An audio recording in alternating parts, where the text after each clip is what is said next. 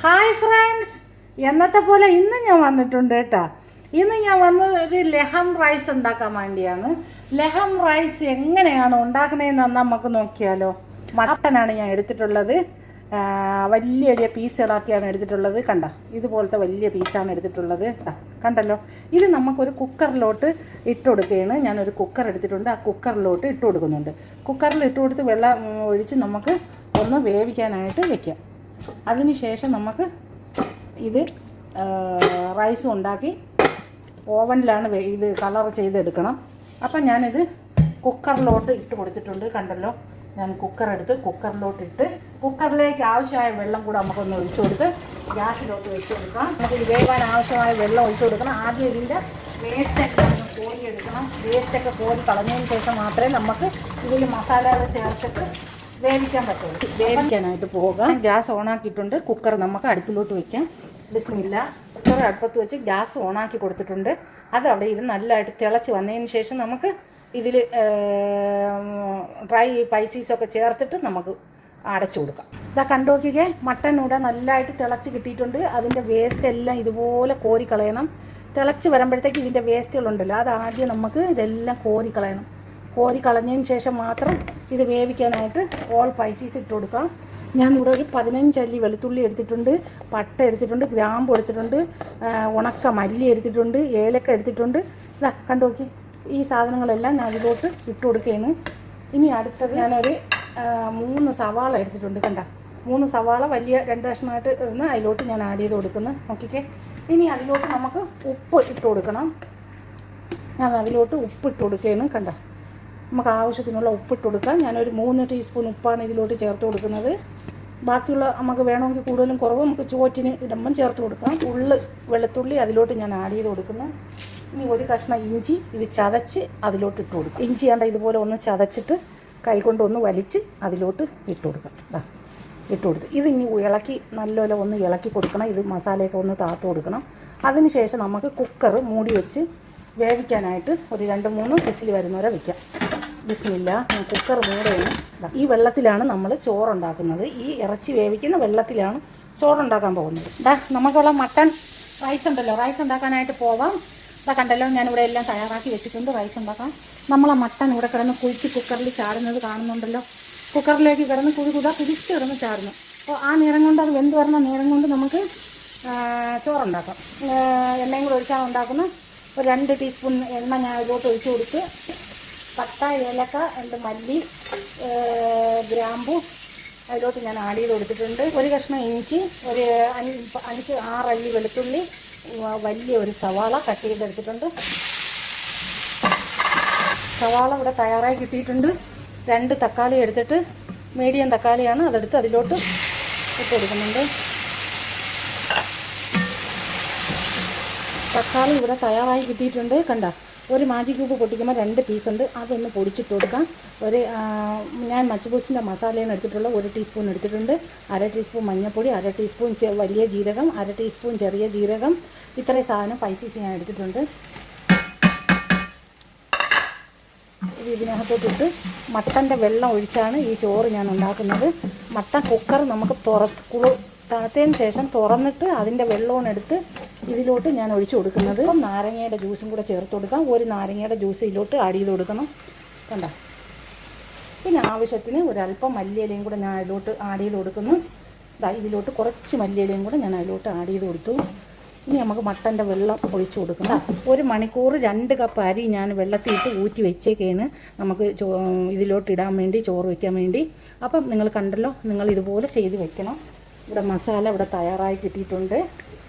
കണ്ട, മസാല ഇവിടെ തയ്യാറായി കിട്ടിയിട്ടുണ്ട്. കണ്ടല്ലോ, കുക്കർ ഞാൻ തീ ഓഫാക്കി. നമുക്കിത് ഓപ്പൺ ആക്കിയിട്ട്, ചൂടോടെ ഓപ്പൺ ആക്കരുത്. ഇത് ഓപ്പൺ ആക്കുന്നത് നല്ല കൂളായതിന് ശേഷം നമുക്കിത് ഓപ്പൺ ആക്കിയിട്ട് അതിൻ്റെ വെള്ളം എടുക്കാം. ഞാൻ കുക്കർ ഓപ്പൺ ആക്കണത് ഇങ്ങനെയാണ്. പൈപ്പിൻ്റെ വെള്ളം തുറന്നു കൊടുക്കും, അതിൻ്റെ മണ്ടയിൽ കൂടെ ഒഴിച്ചു കൊടുക്കും. അപ്പം വെള്ളം നല്ല കൂളാകുമ്പോഴത്തേക്കും ഞാൻ തുറന്നു കൊടുക്കും. കുക്കർ ഞാൻ തുറന്ന്, ഇനി നിങ്ങൾ നോക്കിക്കോളി. ഈ മട്ടൻ ഒരു അരിപ്പയ്ക്കകത്തോട്ട് നമുക്ക് ഒഴിച്ചു കൊടുക്കാം. ഒരു അരിപ്പയിലോട്ട് ഈ മട്ടൻ തട്ടി കൊടുക്കണം. മട്ടൻ തട്ടി കൊടുക്കുമ്പോൾ എന്നാലേ നമുക്ക് വെള്ളം എടുക്കാൻ പറ്റുള്ളൂ.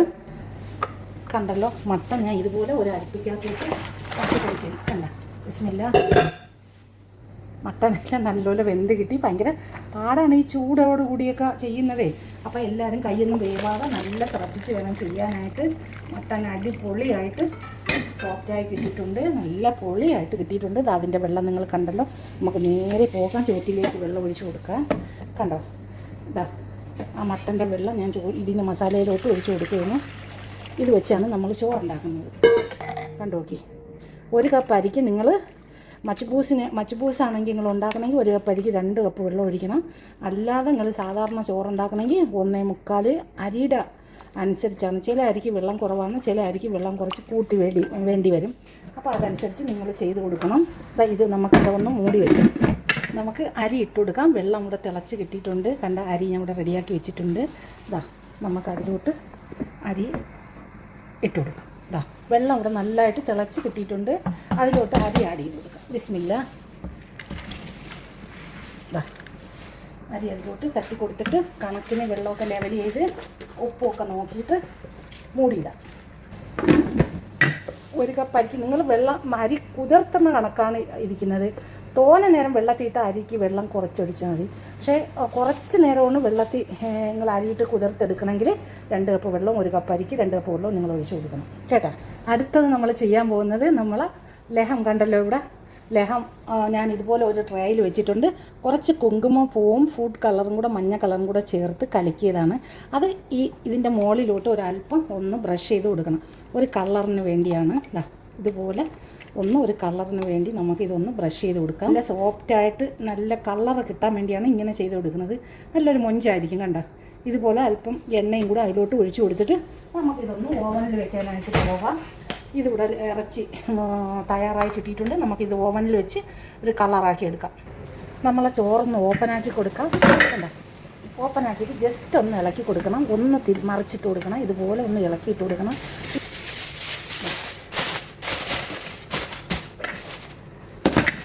ഒരു 10-12 മിനിറ്റോളം ഇത് ഒന്ന് സ്റ്റീമിൽ കിടക്കട്ടെ. കഴിഞ്ഞ് ചോറ് ഒരു കളറാക്കി എടുക്കാം.